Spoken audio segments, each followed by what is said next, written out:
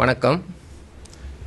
இன்று நாங்கள் எதிர்வரும் செப்டம்பர் மாதம் ஐக்கிய நாடுகள் மனித உரிமை பேரவையில் நடைபெற இருக்கின்ற 60வது கூட்டத்தொடருக்கு வடக்கு கிழக்கில் இருக்கின்ற சிவில் சமூகங்கள், அரசியல் கட்சி தலைவர்கள், பாராளுமன்ற உறுப்பினர்கள் மற்றும் முன்னாள் பாராளுமன்ற உறுப்பினர்கள், மாகாண சபை உறுப்பினர்கள், அத்துடன் பாதிக்கப்பட்ட மக்கள் எல்லோருமாக இணைந்ததாக ஒரு அதாவது எமது இனத்துக்கு நடந்த இன அழிப்புக்கு நீதி கோரி சர்வதேச விசாரணையை கோரிய ஒரு அறிக்கை ஒன்றினை தயாரித்து நேற்றைய தினம் அந்த அறிக்கை ஐக்கிய நாடுகள் மனித உரிமை அமைப்புக்கு அனுப்பி வைக்கப்பட்டிருக்கின்றது. அதனை வெளிப்படுத்தும் முகமாக இன்றைய ஊடக சந்திப்பு நடத்தப்பட்டு கொண்டிருக்கின்றது. இந்த ஊடக சந்திப்பின் நோக்கம் தொடர்ச்சியாகவே ஸ்ரீலங்கா அரசின் மூலமாக கட்டமைக்கப்பட்ட வகையில் நடந்து வரும் இன அழிப்புக்கு நீதி கேட்டு சர்வதேச விசாரணையை வலியுறுத்தும் முகமாக இந்த கையொப்பங்கள் பெறப்பட்டிருக்கின்றது. குறிப்பாக சர்வதேச விசாரணைகளை ஐக்கிய நாடுகள் மனித உரிமை பேரவை ஆணையாளர் அவர்கள் இலங்கைக்கு வந்து செல்லும் பொழுது இறுதியாக கொழும்பில் நடந்த பத்திரிகையாளர் மாநாட்டில் உலக பொறை மூலமாகத்தான் தீர்வு கிடைக்கப்பட வேண்டும் என்பதனை வலியுறுத்தியிருந்தார். உண்மையாகவே அந்த செய்தியானது எம்மை பொறுத்தவரையில் மிகவும் ஒரு எம்மை பாதித்த ஒரு வார்த்தையாகத்தான் நாங்கள் பார்க்கின்றோம். ஏனென்றால் நாங்கள் கேட்கின்றோம் சர்வதேச நீதி, இலங்கை அரசாங்கம் கேட்கின்றது உலக பொறிமுறை மூலமாகத்தான் நீதி தர முடியும் என்ற மாதிரி அவர்கள் பேசிக்கொண்டிருக்கிற இந்த நேரத்தில் அவர் இலங்கை அரசாங்கத்தின் சார்பாக உலக பொறிமுறை மூலமாகத்தான் அந்த நீதியை பெற முடியும் என்ற சாரப்பட பேசிய பேச்சானது ஒரு பக்க சார்பான பேச்சாகவே தான் நாங்கள் பார்க்கின்றோம். எனவே எமது உண்மையான நியாயமான கோரிக்கைகளை வலியுறுத்தி தொடர்ச்சியாக நடைபெற்று கொண்டிருக்கும் சிவில் சமூக செயல்பாடுகளில் ஏற்படுத்தப்பட்டு கொண்டிருக்கின்ற அநீதிகள் மற்றும் அடக்குமுறைகள் மற்றும் கட்டமைக்கப்பட்ட இன அழிப்புகள் அதிகமாக நடைபெற்று கொண்டிருக்கின்றது. பாடப்புத்தகங்களிலிருந்து, நில ஆக்கிரமிப்புகளிலிருந்து, உலக விசாரணைகள் என்று சொல்லி விஷயங்கள் நடந்து கொண்டிருக்கின்றது. இது தொடர்ச்சியாகவே எம்மீது இந்த ஸ்ரீலங்கா அரசாங்கங்கள் எந்த ஆட்சிக்கு வந்தாலும் தொடர்ந்து அந்த அநீதிகள் நடைபெற்று கொண்டிருக்கின்றது. எனவே அவை தடுத்து நிறுத்துறது மட்டுமல்ல, எமக்கான ஒரு சர்வதேச பொறிமுறைக்கு ஊடான ஒரு நீதியை பெற்று தருவதன் ஊடாக இங்கு பாதிக்கப்பட்ட மக்களுக்கான ஒரு நீதியை பெற்றுக்கொள்ள முடியும். குற்றம் செய்ய அரசு அல்லது குற்றம் செய்ய காரணமாக இருந்த அரசிடம் ஒரு காலமும் இந்த நீதி எமக்கு கிடைக்காது என்பதனை நாங்கள் நீண்ட காலமாக வலியுறுத்தி வந்திருக்கின்றோம். எனவே தொடர்ச்சியாக நடைபெற்று கொண்டிருக்கின்ற இந்த இன அழிப்புக்கு ஒரு சர்வதேச நீதி வேணும் என்ற கோரிக்கையை வலியுறுத்தி இந்த கடிதங்கள், ஒப்பங்கள் வாங்கப்பட்டிருக்கின்றது. அந்த அறிக்கையினை இன்று நாங்கள் உங்களுக்கு ஊடகங்கள் வாயிலாக வெளியிடுறதுக்கு வந்திருக்கிறோம். நான் கலாநிதி ஸ்ரீஞானேஸ்வரன். இன்றைக்கு நாங்கள் ஐக்கிய நாடுகள் மனித உரிமை பேரவையின் 60வது அமர்வில் எவ்வாறான விடயங்கள் ஸ்ரீலங்கா சார்பில் இணைக்கப்பட வேண்டும், சேர்க்கப்பட வேண்டும் என்பது தொடர்பாக வலியுறுத்தியுள்ளோம் என்பதனை வெளிப்படுத்தி இருக்கின்றோம். அந்த வெளிப்படுத்தல்களை இங்கு உங்களுடன் உரையாடுவதற்காக வந்திருக்கின்றோம். உண்மையிலேயே இந்த முயற்சி ஒரு கூட்டு முயற்சி. இந்த முயற்சியின் வடிவமாக பல்வேறு நிபுணர்களின் உதவியுடன் இந்த கடிதத்தை நாங்கள் தயார்படுத்தி அனுப்பியிருக்கின்றோம். இந்த கடிதத்தின் முதலாவது கோரிக்கையாக அதற்கு முதல் நாங்கள் சொல்லியிருக்கும் விடயம் என்னவென்றால், ஈழத்தமிழ் மக்களிடமிருந்து அனுப்பப்பட்டிருக்கின்ற இந்த கடிதம் முன்னரோ இதற்கு பின்னரோ அனுப்பப்படுகின்ற கடிதங்களுடன் இணைத்தோ அல்லது தனித்தோ வாசிக்கப்படலாம் என்பதை நாங்கள் தெளிவாக வலியுறுத்தி இருக்கின்றோம் இந்த கடிதத்தில். அதன்படி எங்களுடைய முதலாவது வேண்டுகோளாக நாங்கள்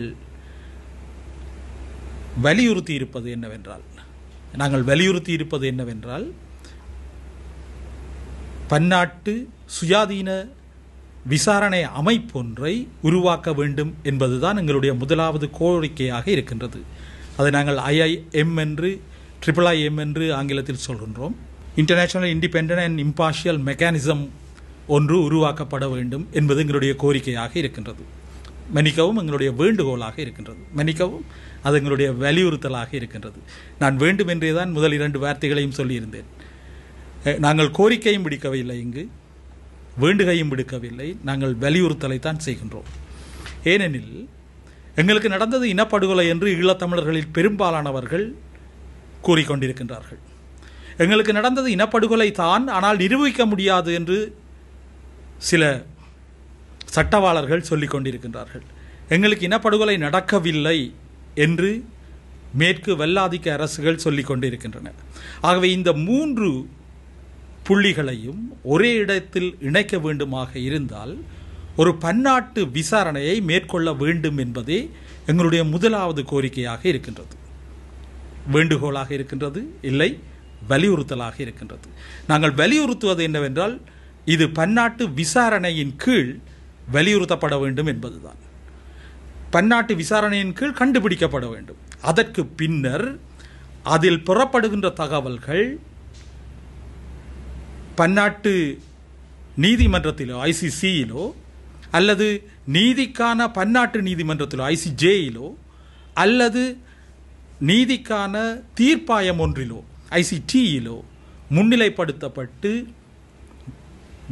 நடவடிக்கைகள் மேற்கொள்ளப்பட வேண்டும். அதற்கான முதற்கட்டமாகவே நாங்கள் IIMஐ நாங்கள் கேட்டிருக்கின்றோம்.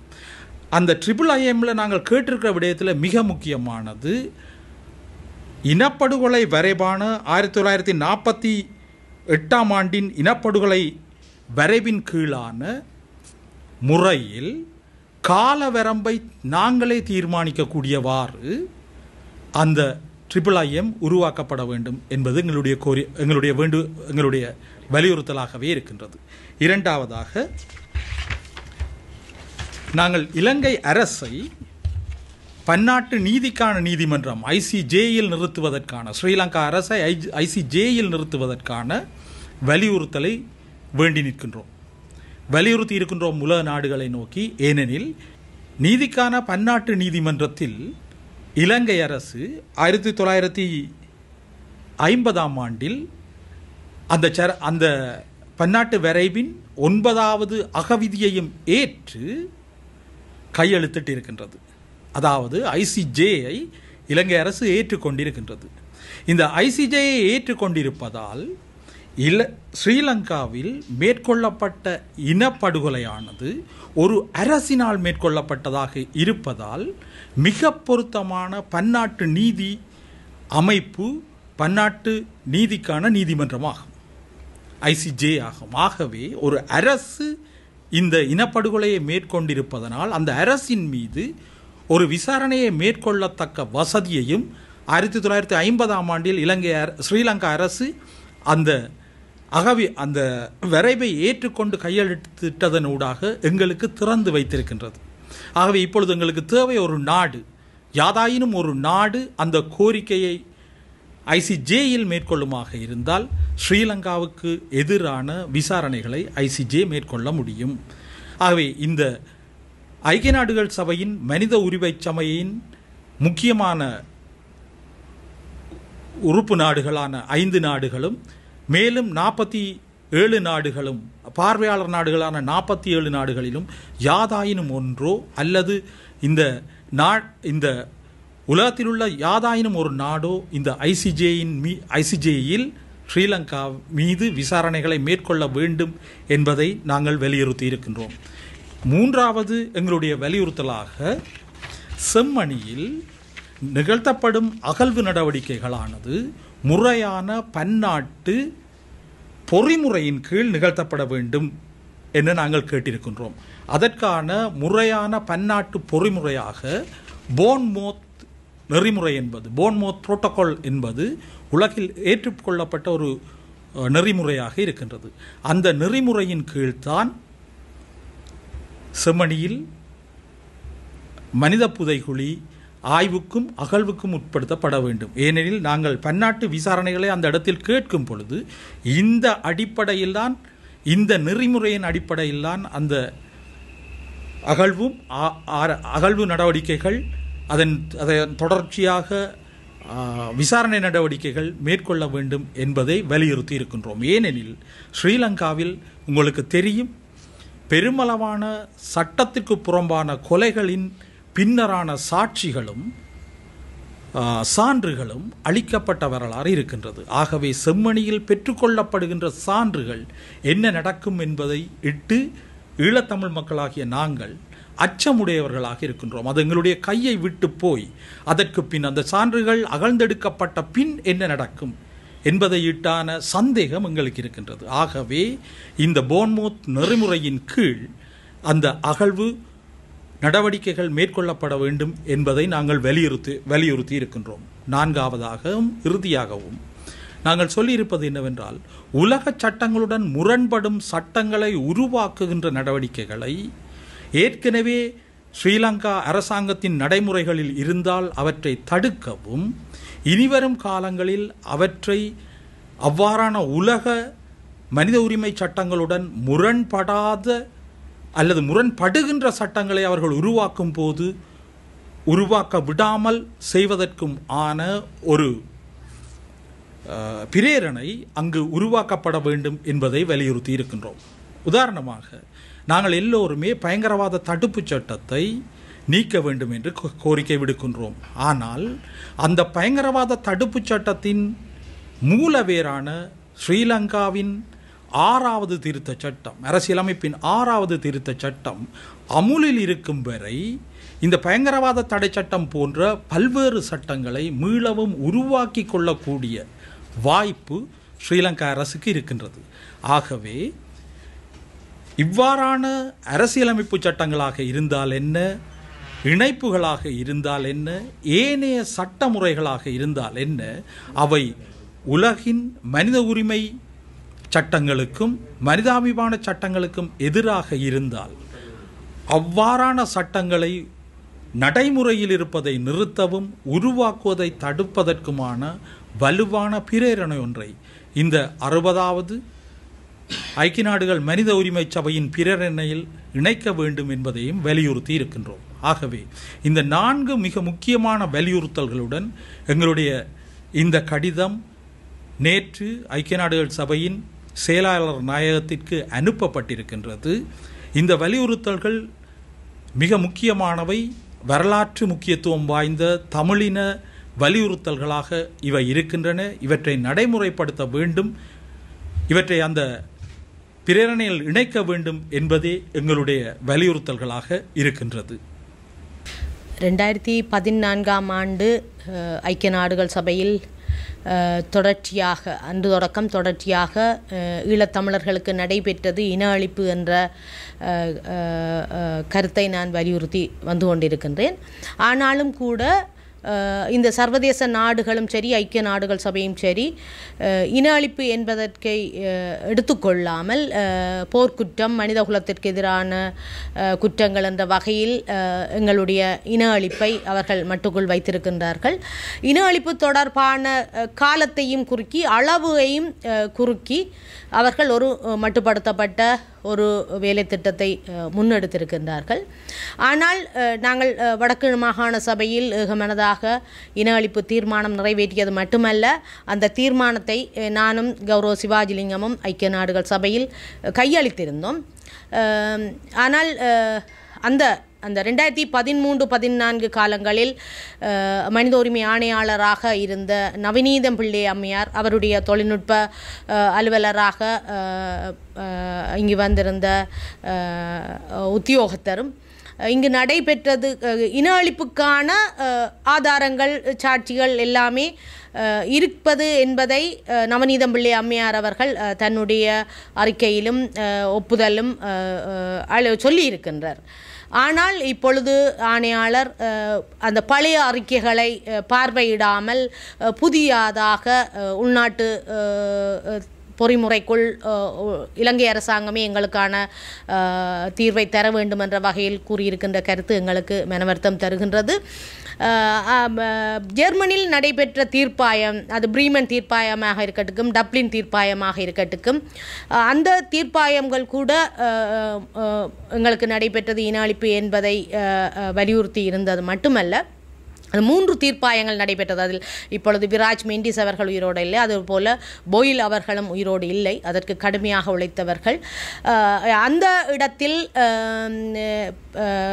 அமெரிக்காவையும் பிரிட்டிஷையும் அந்த தீர்ப்பாயத்தில் இந்த இன அழிப்புக்கு துணை போனவர்களாக காட்டப்பட்டிருந்தது.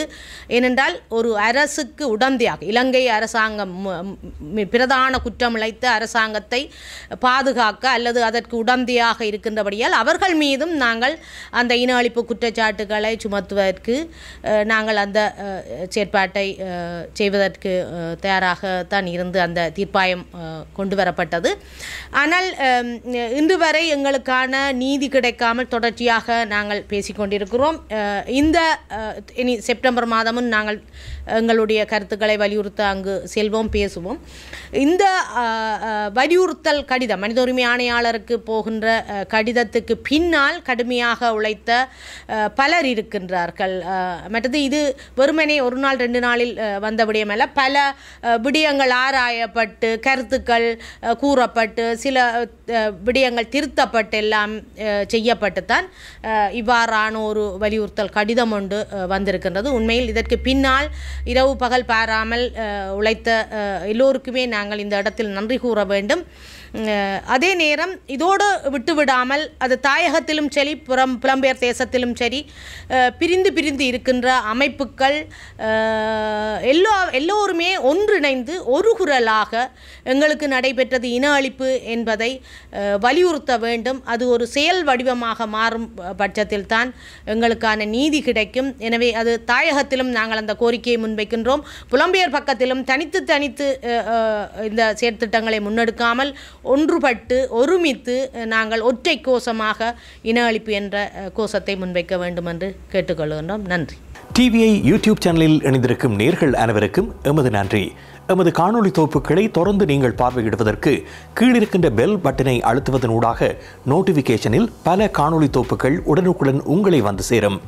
அருகில் இருக்கின்ற முக்கிய காணொளி தொகுப்புகளையும் பார்வையிட தவறாதீர்கள்.